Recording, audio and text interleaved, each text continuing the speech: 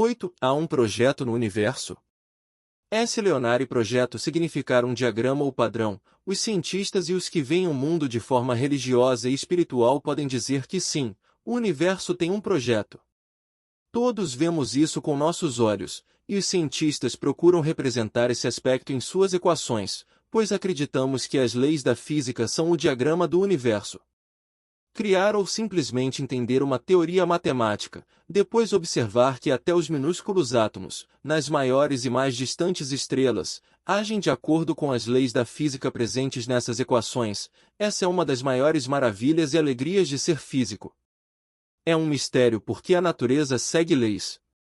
Porque há leis específicas observáveis também é. Mas está claro que as leis da natureza são suficientes para demonstrar como a vida surgiu sem necessidade de apelar para qualquer mão ou olho mortais encarregados de executar esse projeto. As leis ditam que, a partir da sopa cósmica primordial, as estrelas se condensariam e criariam carbono e outros elementos necessários à vida das coisas.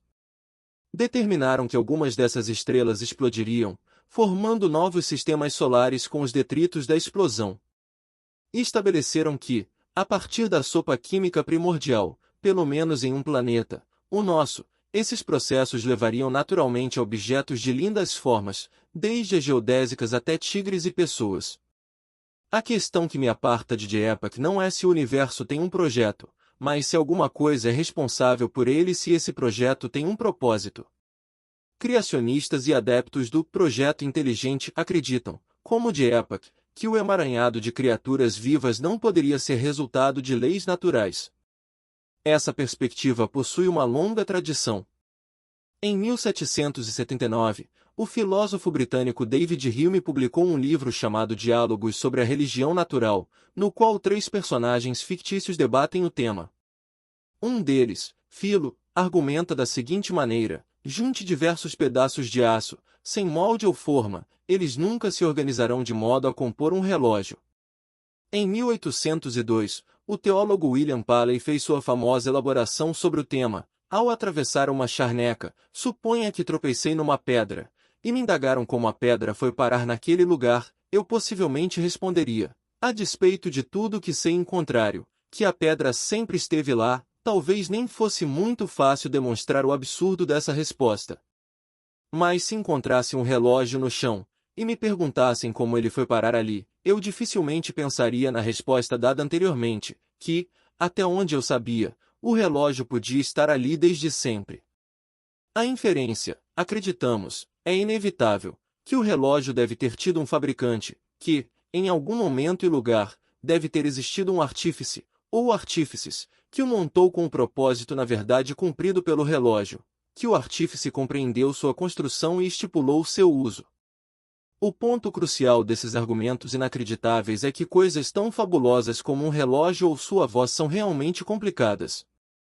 Por isso, só poderiam ter surgido como produto da extraordinária perícia de algum ser.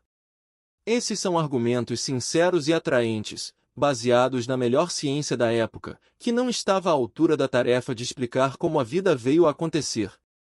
Mas, parafraseando Arthur C. Clarke, qualquer consequência suficientemente avançada de uma lei científica que ainda não compreendemos é indistinguível da ação de um poder superior. Muitas e muitas vezes na história pessoas atribuíram qualquer aspecto da natureza que não conseguiam explicar a uma origem sobrenatural. O personagem Philo, de Hume, estava certo ao dizer que as peças de aço reunidas não formariam um relógio, mas essa analogia parecia convincente só porque as pessoas da época de Hume, quase um século antes de Darwin ter publicado seu grande trabalho, não estavam cientes do princípio de seleção natural, que deixa claro como uma natureza sem rumo pode produzir objetos extraordinariamente complexos, como o DNA e, em última análise, como nós. Se um cientista do futuro mostrasse a um filósofo do século XVIII um avião, um aparelho de raio-x ou um telefone celular, o filósofo também ficaria confuso e poderia muito bem conferir a esses dispositivos uma origem divina. Talvez então algum filósofo argumentasse, item junte diversas asas numa fuselagem de aço, elas nunca poderão se arranjar de forma que a fuselagem voe. Item jogue a luz que quiser na cabeça de alguém, ela jamais permitirá que se enxergue a parte de dentro do cérebro dessa pessoa. Ou, item grite quanto quiser numa caixinha, você nunca será ouvido do outro lado do oceano.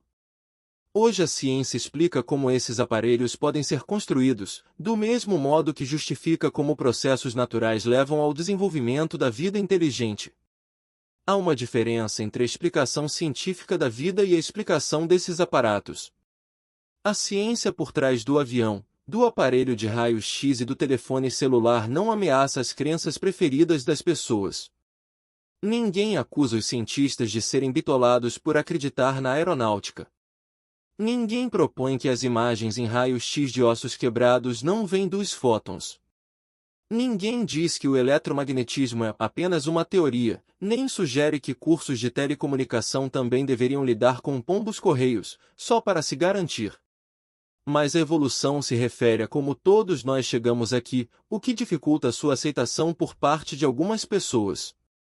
Os William Paley de hoje usam de bom grado os miraculosos prodígios científicos que produzem mensagens de texto oferecendo 2 quesadilhas pelo preço de uma para codificar algum tipo invisível de energia, transmitida pelo ar e reconstituída em seus aparelhos portáteis, mas questionam a integridade do método científico aplicado ao milagre biológico da vida. Sentem-se felizes ao recorrer às invenções e aos produtos criados por uma ciência que não entendem, porém hesitam em aceitar as teorias científicas que explicam as próprias origens da vida. Os biólogos nos dizem que o responsável pelo projeto da vida não foi um ser, mas o ambiente. A suposição implícita no argumento de que coisas complexas devem ter sido criadas por uma inteligência superior é que seria mais simples chegar à criação da vida dessa forma que pela evolução. É uma crença compreensível, sobretudo para os que ignoram o papel da seleção natural na evolução, considerando-a apenas um tipo de enganação aleatória. Na verdade, contudo, graças ao incrível poder da seleção natural, a verdade pode ser o contrário. É por isso que a seleção natural, tecnicamente, seleção artificial, tornou-se a base de um novo método revolucionário de projetar moléculas, chamado evolução dirigida, no qual químicos e engenheiros químicos estabelecem ambientes que estimulam a evolução das moléculas em produtos comerciais úteis. A evolução dirigida tem se mostrado proveitosa, ao permitir a síntese de muitas proteínas que ninguém sabia como projetar, no sentido tradicional. Portanto, ao se admirar com as espantosas capacidades da vida, talvez o mais natural não fosse dizer que isso só poderia ser trabalho de um criador, mas que só pode ser produto da evolução. A seleção natural explica como os organismos mudam de geração a geração, até aquilo que começou como um tipo de organismo simples, responsável por dores de estômago, pode evoluir, depois de bilhões de anos, no tipo de organismo complexo que o detecta. Darwin escreveu sobre os elefantes. Vamos supor que Noé tenha salvado um só casal de elefantes em sua grande arca, por volta de 3000 a.C., na época do dilúvio. Embora os elefantes estejam entre os animais que mais demoram para se reproduzir, em apenas 5 séculos eles teriam produzido 15 milhões de descendentes. Por volta de 2000 a.C., haveria trilhões, muitos milhares de elefantes para cada pessoa viva. Seríamos então esmagados por uma montanha de paquidermes. O que nos salvou? Ferimentos, doenças, inanição e morte. Esses fatores garantem que somente uma fração dos elefantes sobreviva para produzir crias. Essa não foi uma depuração imparcial. Pelo contrário, ao determinar quais deveriam viver e quais deveriam morrer, o ambiente agiu como um projetista inteligente. Os animais que não fossem resistentes, grandes, altos ou espertos o bastante para encontrar o alimento necessário, para se defender de predadores e sobreviver às doenças tendiam a morrer antes de passar adiante suas características ineficazes. Os mais bem adaptados ao ambiente sobreviveram e criaram uma progenie capaz de competir com a geração seguinte, mais nova e aperfeiçoada. E assim por diante. No capítulo 4, mencionei que, incluindo um processo como a seleção natural, em apenas 44 gerações a evolução poderia criar a frase de Shakespeare "acho que parece uma doninha", o que teria exigido de um gerador de letras aleatório mais tempo que a vida do sistema solar. Esse é o poder da evolução. A evolução diz que o projeto dos seres vivos surge a partir de mutações aleatórias e de seleção na luta pela sobrevivência. Por conseguinte, quando se estuda um organismo vivo em seus detalhes, é impossível não se surpreender com o fato de que, em geral, seu projeto não é otimizado nem elegante. Em vez disso, é bom o bastante. Os organismos vivos podem ser maravilhosos do ponto de vista de suas funções, mas não são bonitos da perspectiva do projeto. Isso é muito diferente do esperável, caso o projeto fosse criado por um projetista inteligente, ou que pelo menos possuísse uma inteligência sobre-humana.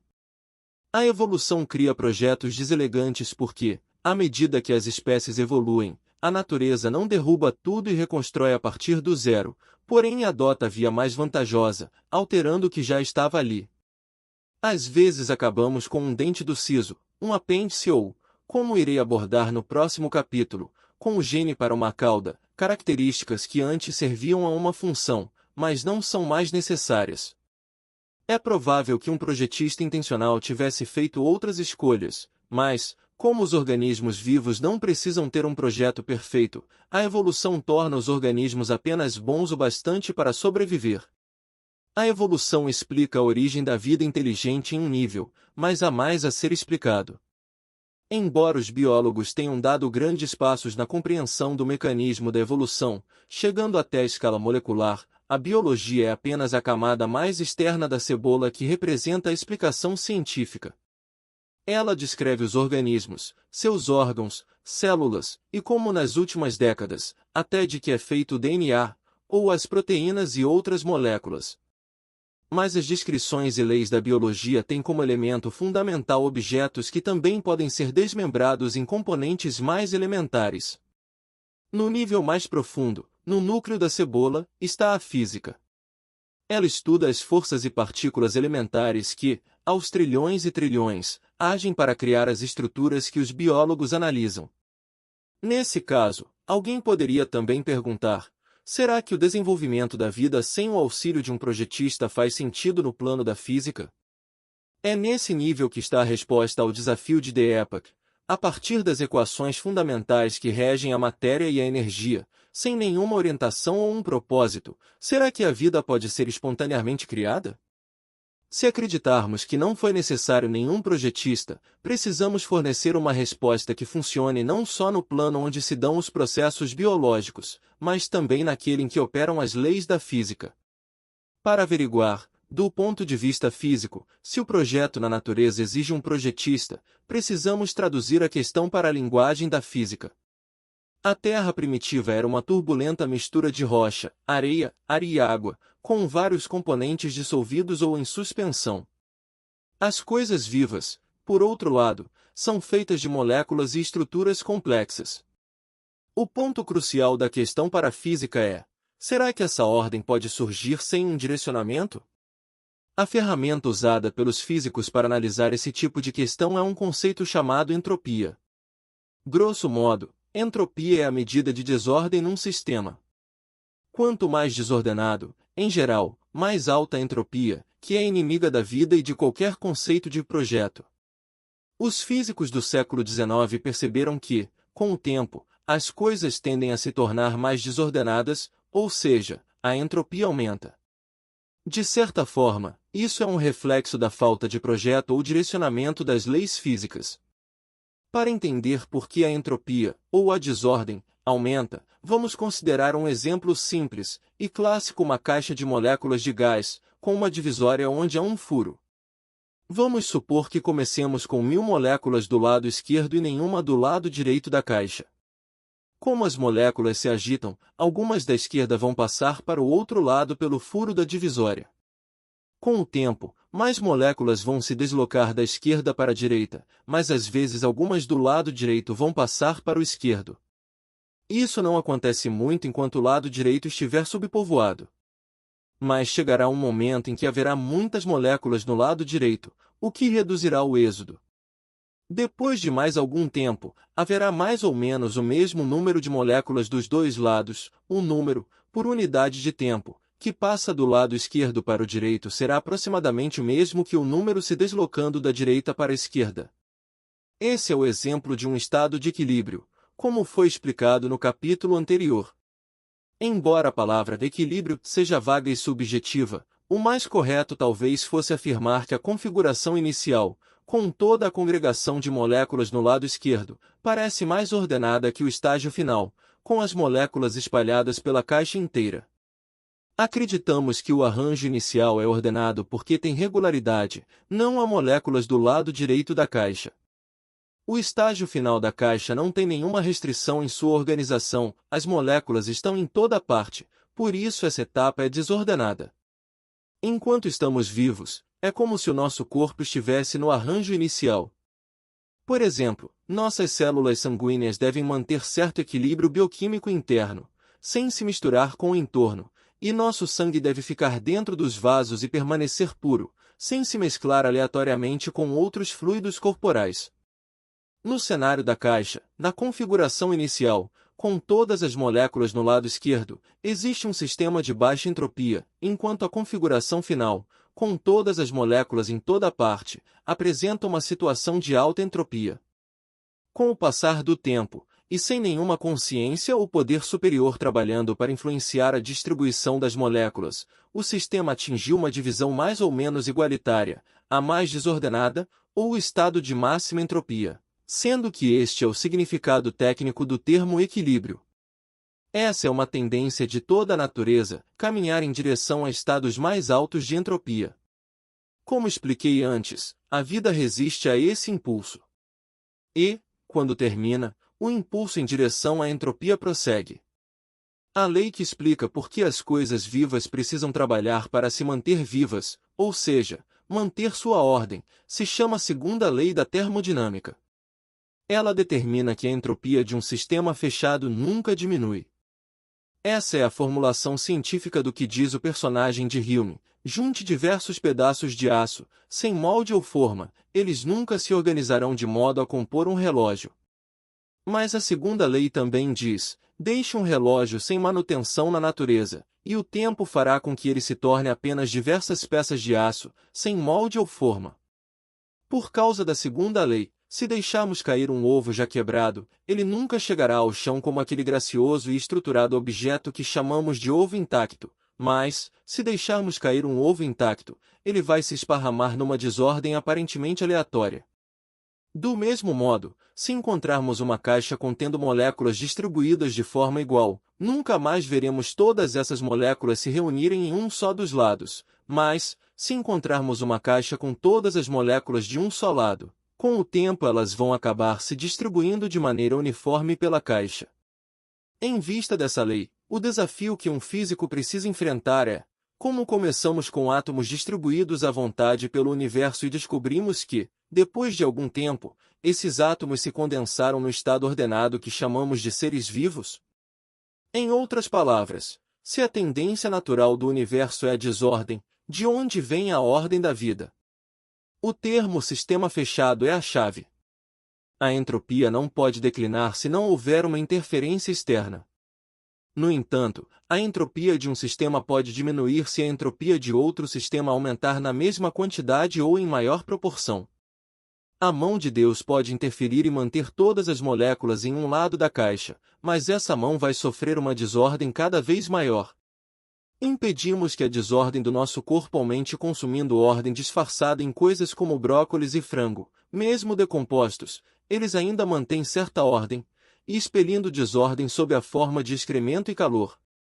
Por isso, também o nosso planeta deve respeitar o equilíbrio da entropia. Para que a vida se desenvolva em nossa biosfera a partir de materiais inorgânicos, a Terra precisa exportar entropia, isto é, importar ordem.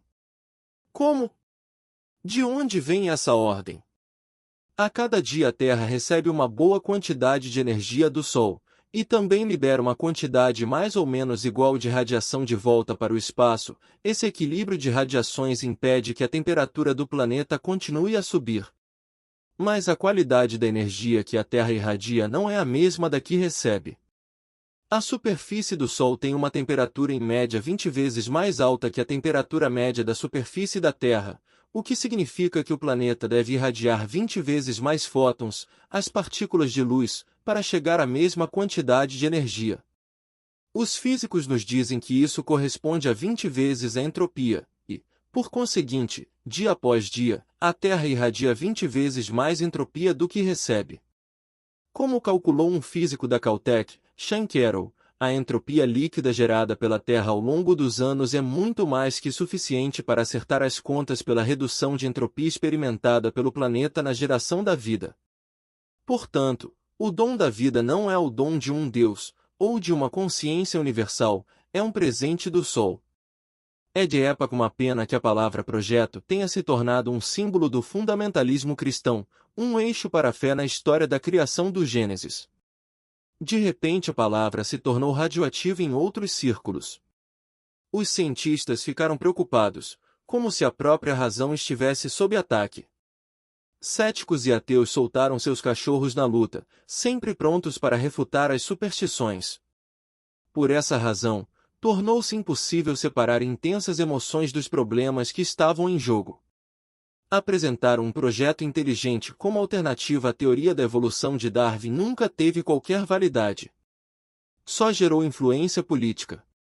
Governantes eleitos que queriam aplacar os eleitores religiosos tentaram contornar o forte protesto da comunidade científica. Tendo isso em mente, é muito bom quando um respeitável cientista como Leonard concorda que o universo apresenta realmente as características de um projeto. Mas a forma como ele chega lá é completamente materialista, significando que confia no acaso e nos ditames das leis da natureza.